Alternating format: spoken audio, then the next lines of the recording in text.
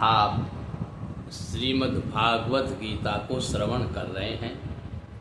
आपने कल श्रवण किया था कि बड़े जलाशय के प्राप्त होने पर छोटे जलाशयों की आवश्यकता नहीं रहती है। ऐसे ही ब्रह्मानंद के प्राप्त होने पर फिर वेदों की आवश्यकता नहीं रहती है। इससे अर्जुन तेरा कर्म करने मात्र में ही अधिकार होवे, फल में कभी नहीं। और तू कर्मों के फल की वासना वाला भी मत हो, तथा तेरी कर्म न करने में भी प्रीति न होवे। ऐसा भी नहीं तुम सोचोगी जब मेरी कोई कामना नहीं है, कर्म का फल मुझे नहीं चाहिए, फिर मैं कर्म क्यों करूं। लेकिन भगवान कहते हैं अर्जुन, फल की इच्छा के बिना ही कर्म करना चाहिए। आप फल की इच्छा से कर्म करते हैं, फल नहीं मिला तो नास्तिक हो जाओगे, मन में दुख होगा, पीड़ा होगी। लेकिन फल तो जरूर मिलेगा, और वो कब मिलेगा ये तुझे नहीं पता है। इसलिए फल की इच्छा नहीं करनी है।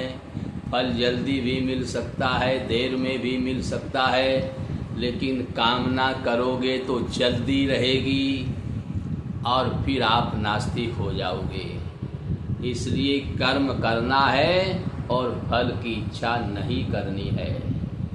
भगवान कहते हैं, हे धनंजय, आसक्ति को त्याग कर तथा सिद्धि और असिद्धि में समान बुद्धि वाला, योग में यानी समान बुद्धि वाला जब हो जाएगा, मुझे सिद्धि मिले या सिद्धि मिले, मेरी कामना पूरी हो अथवा ना हो, ऐसी बुद्धि वाला होकर योग में स्थित हुआ कर्मों को कर। यह समत्व भाव, यानी जो कुछ भी, समत्व कहते हैं, जो कुछ भी कर्म किया जाए उसके पूर्ण होने और न होने में तथा उसके फल में समभाव रहने का नाम समत्व है। इसलिए समत्व ही योग नाम से कहा जाता है। इस समत्व रूप बुद्धि योग से सकाम कर्म अत्यंत तुच्छ हैं। इसलिए हे धनंजय, समत्व बुद्धि योग का आश्रय ग्रहण कर, क्योंकि फल की वासना वाले अत्यंत दीन हैं, वो गरीब हैं, वो बहुत ही बेचारे हैं जो फल की कामना से कर्म करते हैं। समत्व बुद्धि युक्त पुरुष पुण्य पाप दोनों को इस लोक में ही त्याग देता है। न पुण्य करना है और न पाप करना है, क्योंकि पुण्य करने से भी संसार में आना पड़ेगा। क्या करने के लिए? पुण्य का फल सुख भोगने के लिए। और पाप करने से भी संसार में आना पड़ेगा। क्या करने के लिए? पाप का फल दुख भोगने के लिए। तो पाप और पुण्य सुख और दुख देने वाले हैं। जो इनको भी त्याग देता है, न पाप करना है न पुण्य करना है, मुझे तो पाप और पुण्य से परे जाना है, अर्थात उनसे लिपायमान नहीं होता।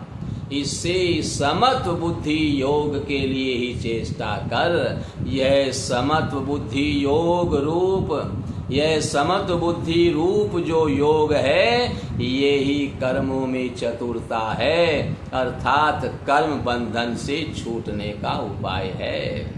संसार में बार बार सुख दुख भोगने के लिए न आना पड़े, यही सबसे उत्तम उपाय है, जो कर्म के बंधनों से छूटना है।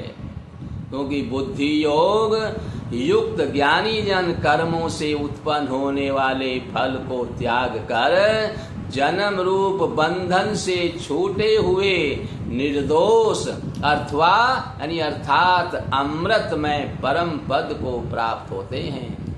हे अर्जुन, जिस काल में तेरी बुद्धि मोह रूप दलदल को बिल्कुल तर जाएगी, तब तू सुनने योग्य और सुने हुए के वैराग्य को प्राप्त होगा।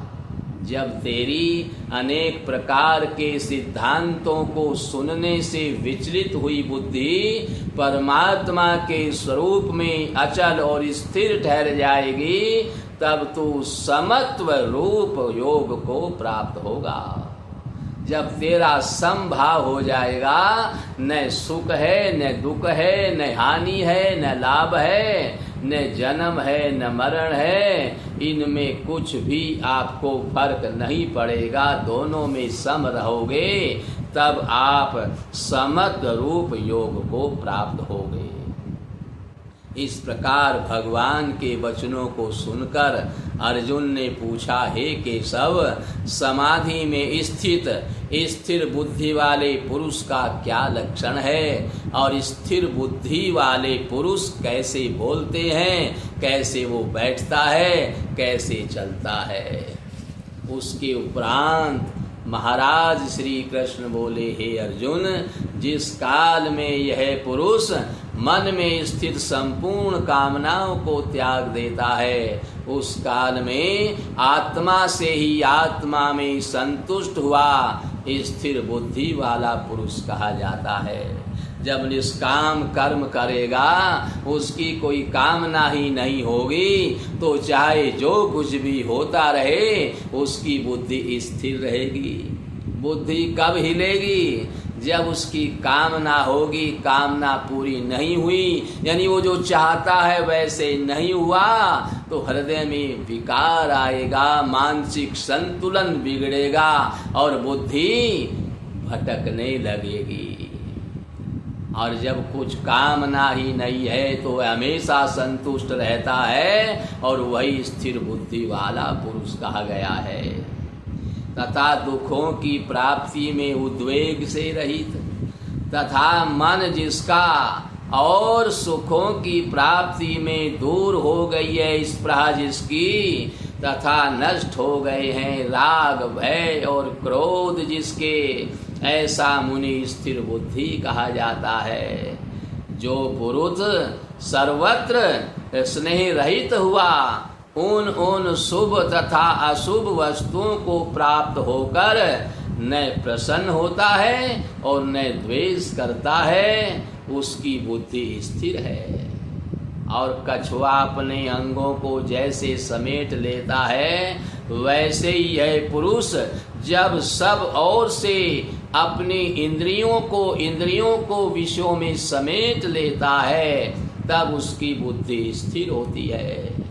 यद्यपि इंद्रियों के द्वारा विषयों को न ग्रहण करने वाले पुरुष के भी केवल विषय तो निवृत्त हो जाते हैं, परंतु राग निवृत्त होता है, और इस पुरुष का तो राग भी परमात्मा को साक्षात करके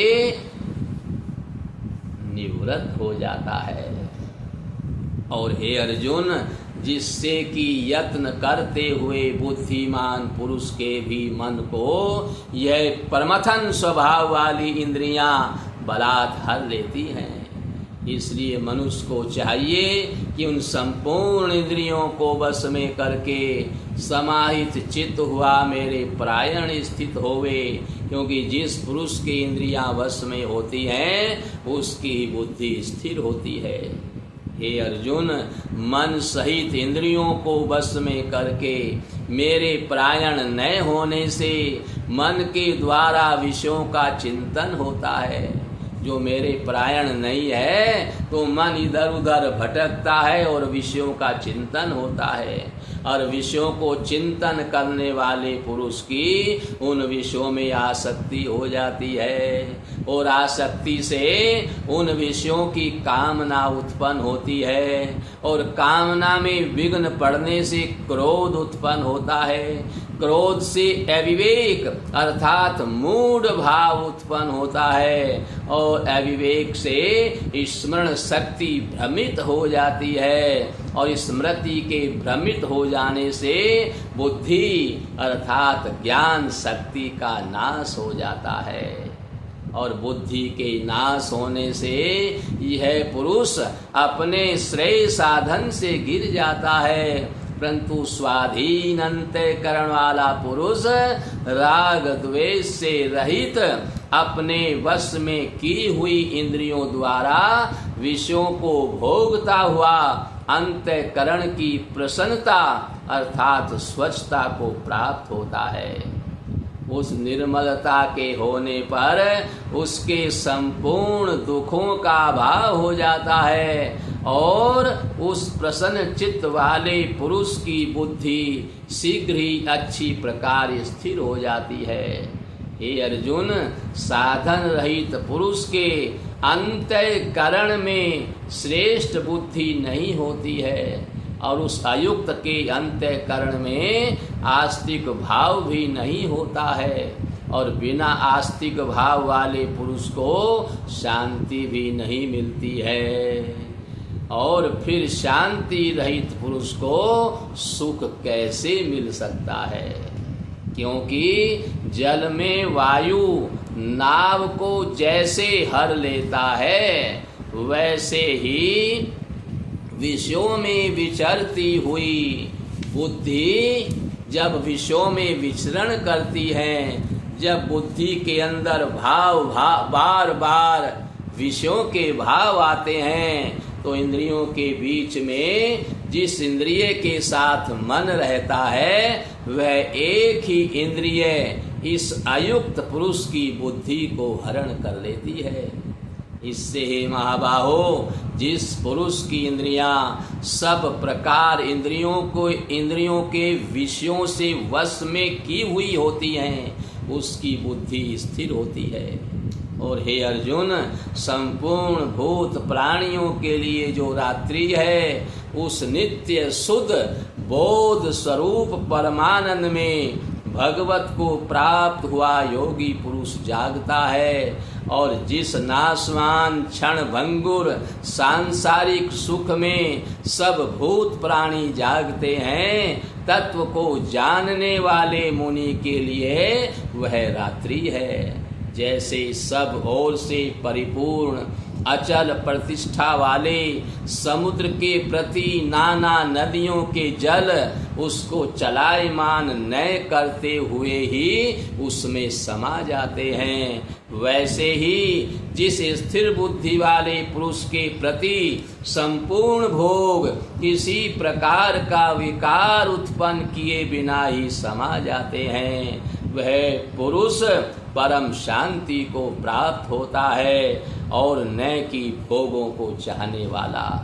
क्योंकि जो पुरुष संपूर्ण कामनाओं को त्याग कर ममता रहित और अहंकार रहित और स्पृहा रहित हुआ बरतता है वह शांति को प्राप्त होता है। हे अर्जुन, यह ब्रह्म को प्राप्त हुए पुरुष की स्थिति है। इसको प्राप्त होकर योगी कभी मोहित नहीं होता है और अंत काल में भी इस निष्ठा में स्थित होकर ब्रह्मानंद को प्राप्त हो जाता है। इस प्रकार से निष्काम कर्म योग के द्वारा ब्रह्म को प्राप्त करके परम पद की प्राप्ति करके यह मनुष्य जीवन मरण से रहित हो जाता है, जन्म मरण से रहित होकर बार बार इस संसार में नहीं आता है और परम पद को प्राप्त करके सुखी हो जाता है। बोलिए गीता महारानी की जय।